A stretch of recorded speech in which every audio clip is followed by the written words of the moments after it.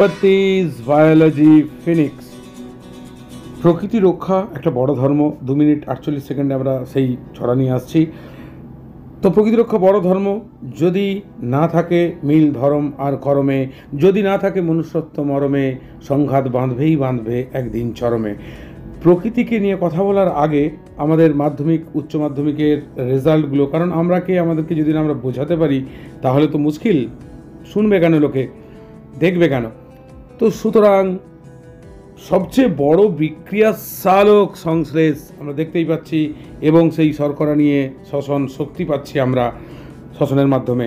তো সেইটাকে দেখানো এখানে, এবং তারপরেই আমরা ক্লাসের একটু ছোট্ট ঝলক থাকছে, তারপরে প্রকৃতির বন্দনায় এবং মনুষ্যত্বের প্রতিপালনে আমরা ফিরছি 2 মিনিট 48 সেকেন্ডে। আজ রামনবমী, শ্রীরামের এতে আমরা এই যে প্রকৃতি, তার 3টে তো জোন হয় একটা বনের, কোর একদম ভিতরের, বাফার আর ট্রানজিশনাল।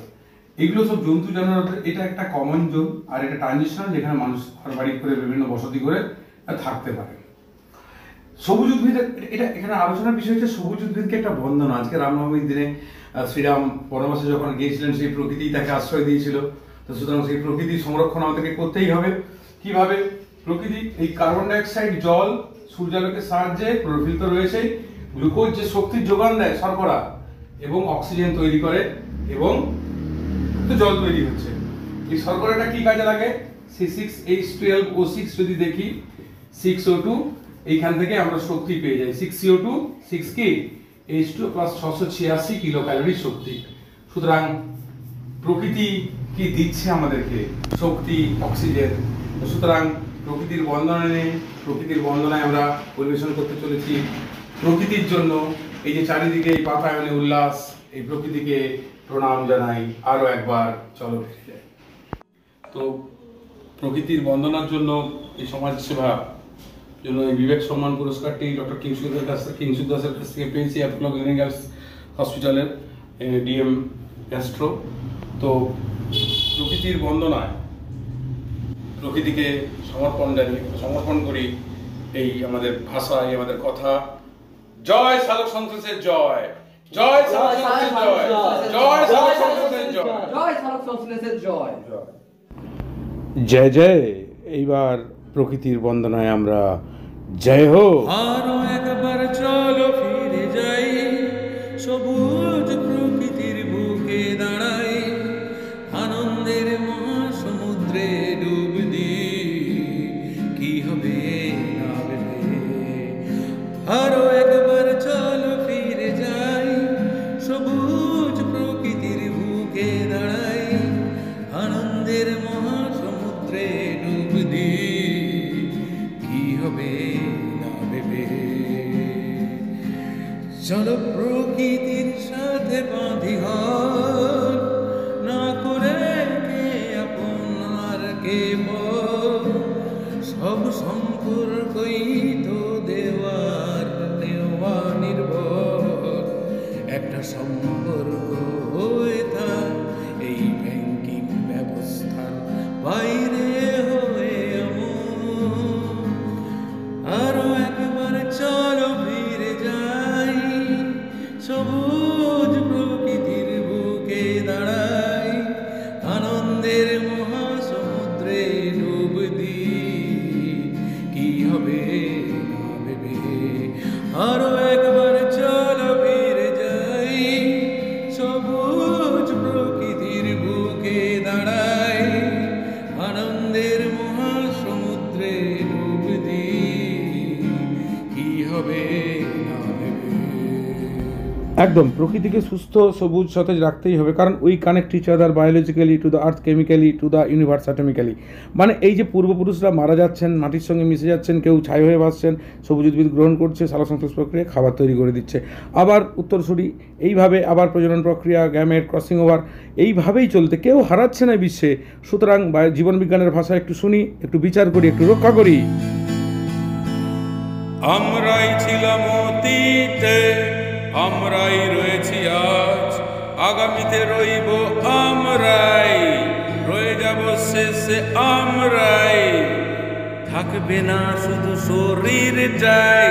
আমরাই ছিলাম অতীতে, আমরাই রয়েছি আজ, আগামীতে রইব আমরাই, রয়ে যাব শুধু আমরাই, থাকবে না শরীরটাই। কেন? প্রথম প্রজন্ম, দ্বিতীয় প্রজন্ম, তৃতীয় প্রজন্ম করে ক্রসিং ওভার আর রিকম্বিনেশন শুক্রাণু ডিম্বাণুতে ভরে। এটাই বিখ্যাত প্রচলিত প্রজনন থিওরি বাইরে। এই থাকে নেপথ্যে করে বসে কারিগরি কারিগরি কারিগরি কারিগরি রে। কারণ হচ্ছে এই যে বাবা মার বৈশিষ্ট্য সন্তান সন্ততিতে যাচ্ছে, সেখান থেকে নাতি পুতিতে, মানে দাদু ঠাকুমা তাদের বৈশিষ্ট্য বাবা মা পাচ্ছেন, বাবা মার বৈশিষ্ট্য ছেলে মেয়েরা পাচ্ছেন। এইখানে এই দাদু দিদা নাতিদের ওই যে মিল, মানে কে লম্বা হবে কে বেটে হবে, এইগুলোর সঙ্গে যে মিল খুঁজে পাওয়া, বা রঙে কে কালো ফর্সা বা চুলের রঙ, মানে বৈশিষ্ট্যগুলো পূর্বসূরিদের থেকে উত্তরসূরিতে যাচ্ছে, এবং তারপরে আস্তে আস্তে জীবন শেষে মৃত্যু। এবং সেই মৃত্যুর ব্যাপারটা হচ্ছে কীরকম না, মৃত্যুহীন তত্ত্ব যেটা, এটাও সেই ক্রোমোজোমের মধ্যেই, মানে ওই বৈশিষ্ট্যের মধ্যেই একটা ব্যাপার এসে যাচ্ছে সেই গ্যামেটের হাত ধরে। এবার হচ্ছে ব্যাপারটা কি, যে মৃত্যু তো লুকিয়ে রয়েছে জিনে, মৃত্যু তো লুকিয়ে রয়েছে জিনে, কি ধনী দরিদ্র, কি দিনহীন, কি জীর্ণ, কি মলিনে, মৃত্যু তো লুকিয়ে রয়েছে জিনে, কি ধনী দরিদ্র, কি দিনহীন, কি জীর্ণ, কি মলিনে। মৃত্যুর পর কবরে কিংবা চিতাতে ঠাঁই, কেউ মাটিতে মিশে যাব, কেউ সমীরণ সংকোচে ভাসব হয়ে ছাই, ছাই ছাই ছাই ছাই ছাই, তবু কিন্তু কারোরই মুক্তি নাই।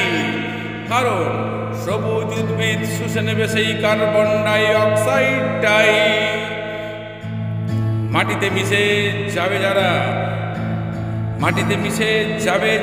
মুক্তি কি আসলে পাবে তারা, সেখানেও রয়েছে পুনর্নবীকরণ। কিরকম? সারা জীবন ধরে কত জেদ অহংকার অহমিকা ধনুক ভাঙা পণ, সারা জীবন ধরে কত জেদ অহংকার অহমিকা ধনুক ভাঙা পণ, মৃত্যুর পর সেই তুমি আমি খনিজ লবণ।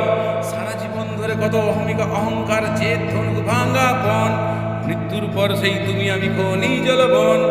সবুজ উদ্ভিদ করবে পরম যত্ন করে তাকে শোষণ, ছাই থেকে নিয়ে কার্বন ডাই অক্সাইড দেবে শর্করা, সালোক সংশ্লেষের মাধ্যমে করে শর্করার যোগান। তাই নিয়ে ফলমূল সবজি হয়ে ফিরবো আবার আমরা ওদের কাছে শক্তির যোগান। ভাবো জীবনের এই পুনর্নবীকরণ কি তত্ত্ব, কি বড় মহান।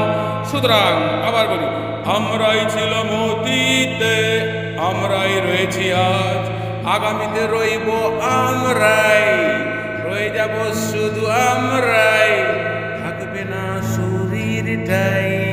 শরীরটাই বা কি করে, সবই তো পুনর্নবীকরণ। একদম পুনর্নবীকরণ সবই, মানে মাটিতে মিশে যাওয়া, আবার ফিরে আসা, আবার সাইবস্বয় বাতাসে ভাসা, আবার সবুজ উদ্ভিদ গ্রহণ করে নেওয়া। কিন্তু এই যে এগুলো জলে, প্লাস্টিক পলিথিন এগুলো কিন্তু ফেলা যাবে না, এগুলো জলে মাটিতে এগুলো মেশে না, জীবজন্তু সবার, এবং আমাদের শরীরেও ফিরে আসে। মাছকে খাবে, আমরা মাছকে খাবো, এবং এগুলো কিন্তু এই ভুলগুলো ঠিক করা যাবে না, এই রিভার্সে যেরকম চলে আসছে। সুতরাং এই ভুলগুলো করা যাবে না, আর অবশ্যই আমরা সেটা করব, আমরা লড়বো। আমরা ইউটিউবে আমাদের যে ক্লাসরুম সমাজ বিজ্ঞানের ঠিকানা দেওয়া রইল পথিস বায়োলজি ফিনিক্সে। সুতরাং তোমরা আসবে তো যদি নতুন কোনো ক্লাস নিয়ে আমি এই চ্যানেলে আসি। তোমরা আসবে তো, তোমরা শিখবে তো।